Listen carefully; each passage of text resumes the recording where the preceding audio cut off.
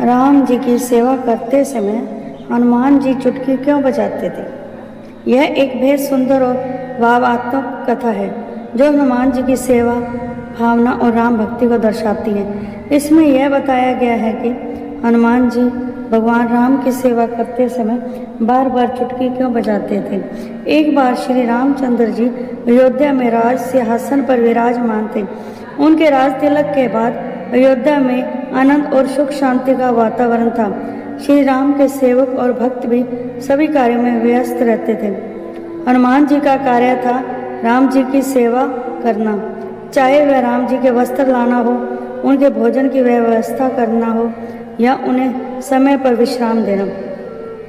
हनुमान जी हर कार्य में आगे रहते। हनुमान जी हर समय अपने प्रभु की सेवा में लीन रहते। वे इतना समर्पित थे कि श्री राम को कभी कुछ मांगने की जरूरत नहीं पड़ती थी। सभी सेवक आश्चर्य करते कि हनुमान जी को कैसे पहले से पता चल जाता है कि प्रभु को क्या चाहिए। लेकिन सभी सेवकों को एक बात बहुत अजीब लगती थी। हनुमान जी जब भी श्री राम की सेवा करते थे बार बार चुटकी बजाते थे। दरबार में, रसोई में, वस्त्र लाते हुए हर समय हनुमान जी चटाक चटाक करके चुटकी बजाते रहते थे। यह बात श्री राम के छोटे भाई लक्ष्मण जी को थोड़ी असहज लगी।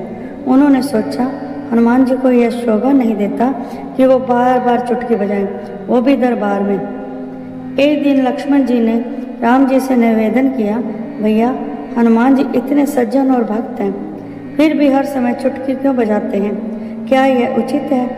श्री राम मुस्कुराए और बोले, लक्ष्मण इसका उत्तर हनुमान से ही लेना उचित होगा।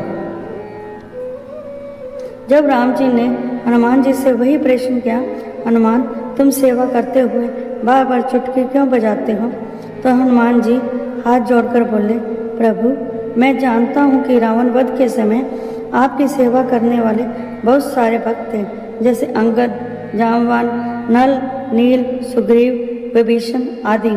अब जब आप अयोध्या में हैं और सेवा का अवसर सीमित है तो मुझे भय रहता है कि कहीं कोई और देवता या भक्त मेरी सेवा का कार्य न कर ले।